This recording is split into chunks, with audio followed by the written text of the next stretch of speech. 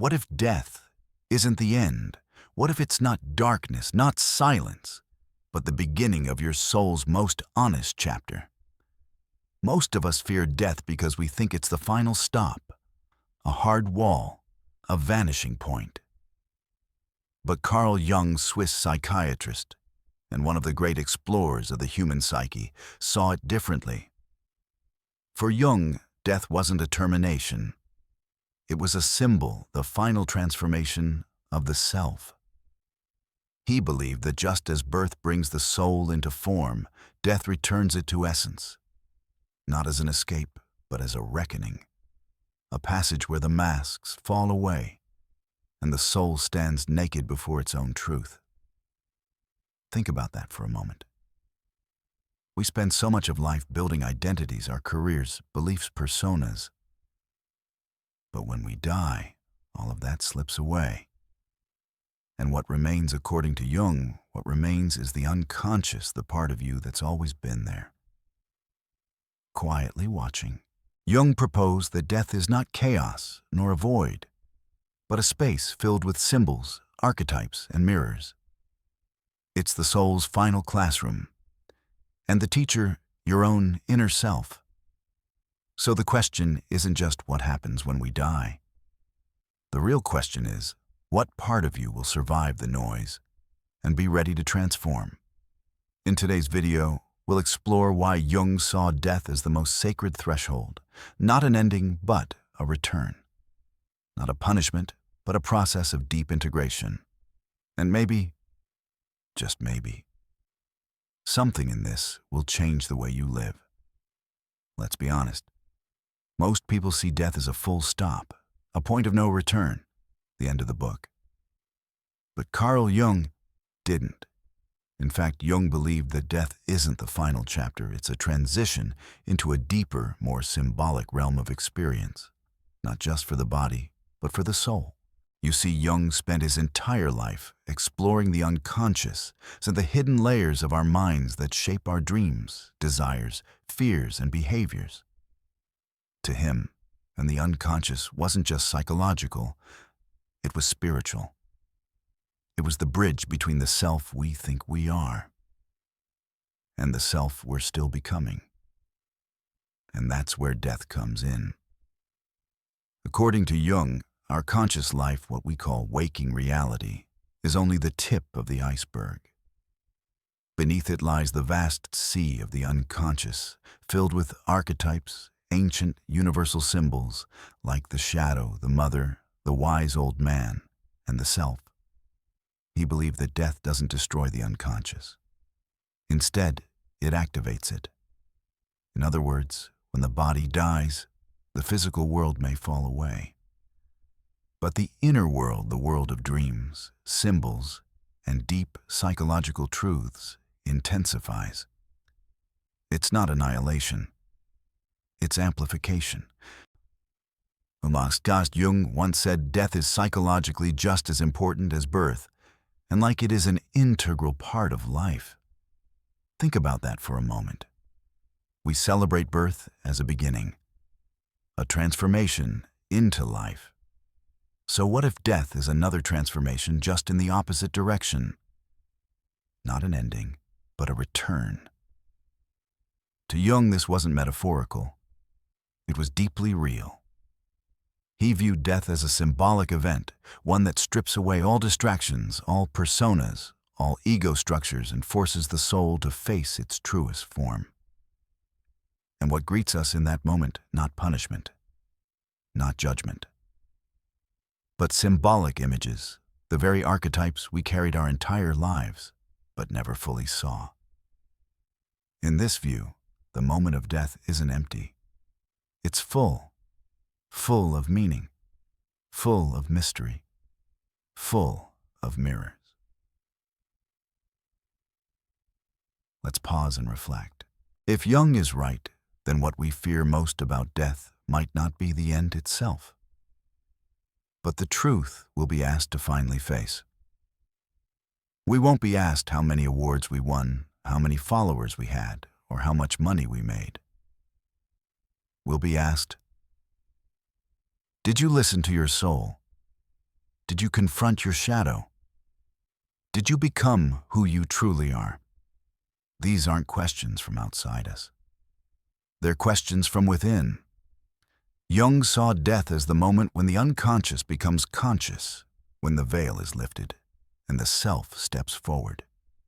And that's why archetypes matter.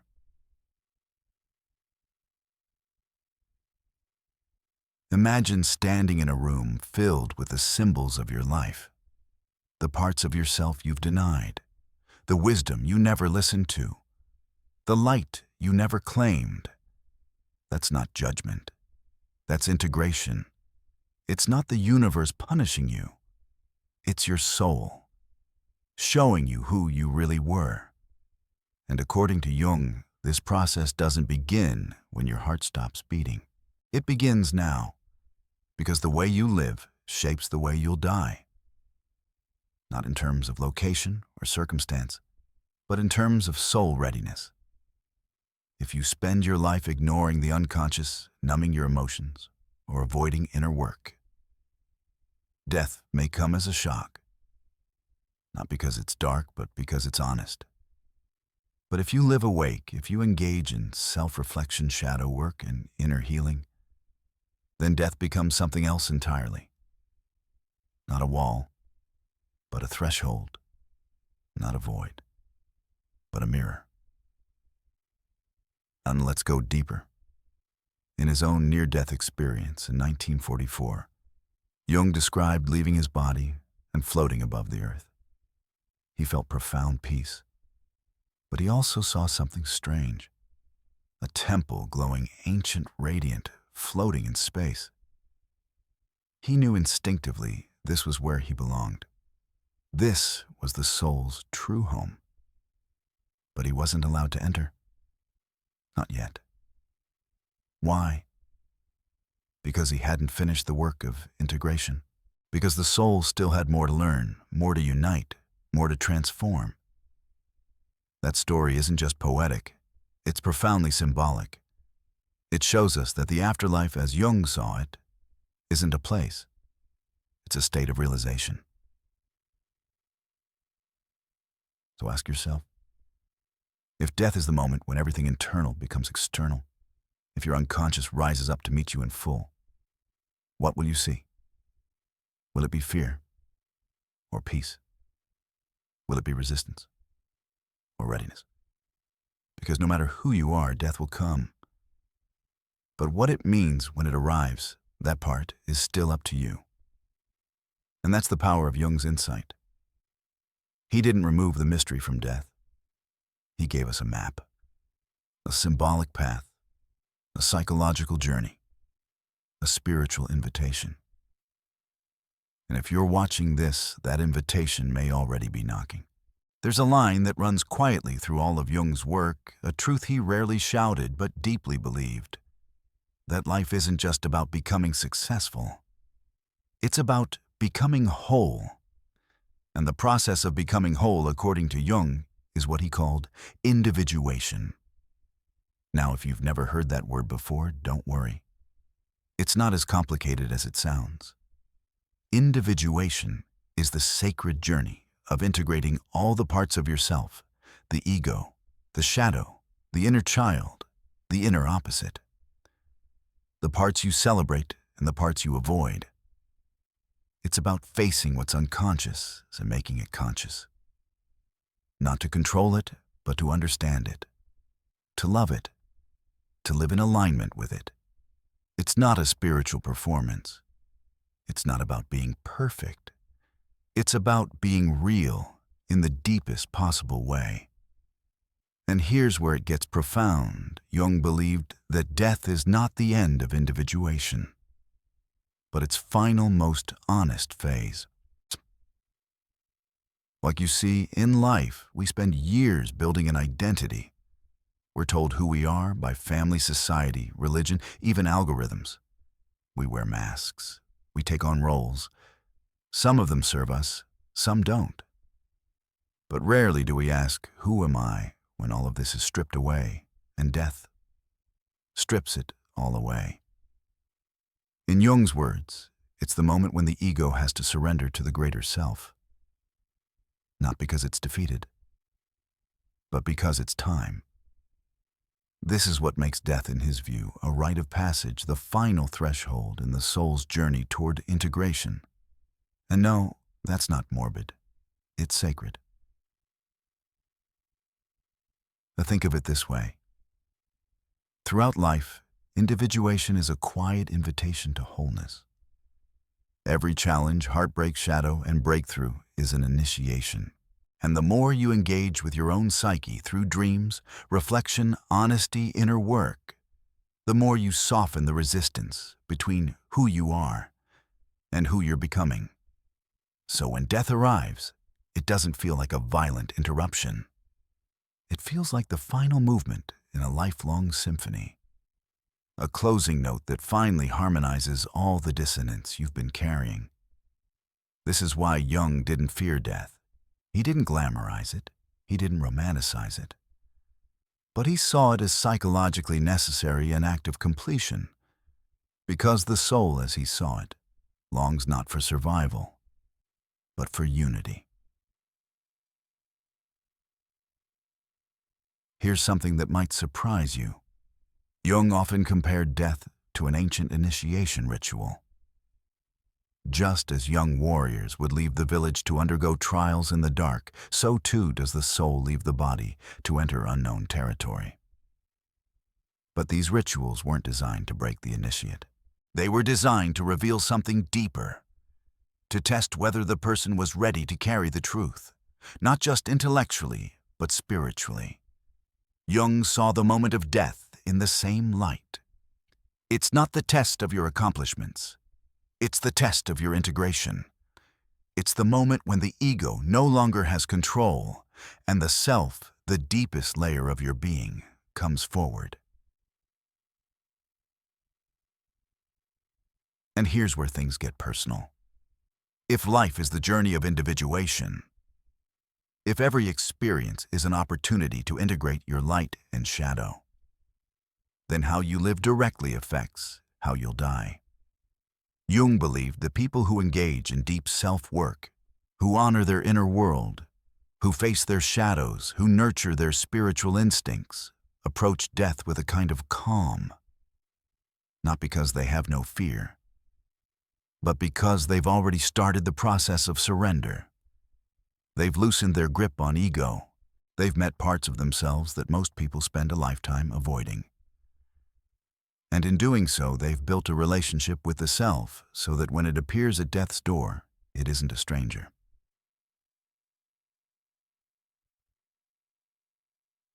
So let me ask you this. Are you living in a way that prepares you for peace? Not in terms of achievements, but in terms of wholeness. Have you started the journey inward? Have you listened to your dreams, your discomfort, your intuitive nudges? Have you begun to see life not as a linear race, but as a spiral inward toward your true self? Because if Jung was right, then the soul's deepest work isn't about escaping death. It's about becoming ready for it. And that readiness doesn't come from outside validation. It comes from within, from a sense that you faced what you needed to face, loved what you were afraid to love, integrated what you used to reject. That is individuation, and death in Jung's philosophy is where it finally completes itself. So, if you've been afraid of death, first of all, you're human. But maybe fear isn't the end of the conversation. Maybe it's the beginning of a deeper invitation, not to deny your mortality, but to walk with it, to let it teach you what truly matters, and to begin the work of becoming whole while you still have time. Jung didn't promise us certainty, but he offered something just as powerful meaning. He taught us that the soul doesn't want to survive forever. It wants to be seen, to be known, to be complete. And maybe, just maybe, death is the moment when that finally happens. Sometimes the most profound truths are revealed not in theories, but in moments when life itself hangs by a thread. In 1944, Carl Jung, already a world-renowned psychoanalyst, was hospitalized after a heart attack. And what happened next would reshape not only his understanding of death, but also ours. While unconscious, Jung entered what he later described as a vast, otherworldly vision. He found himself floating high above the earth, gazing down at our planet as if through the eyes of eternity. But that wasn't the most striking part. What truly shook him was what he saw next. There in the distance stood a magnificent glowing temple, radiating light, warmth, and a sense of undeniable truth. It wasn't just a structure. It felt alive. He knew without explanation that this was the center of everything, the source, the self.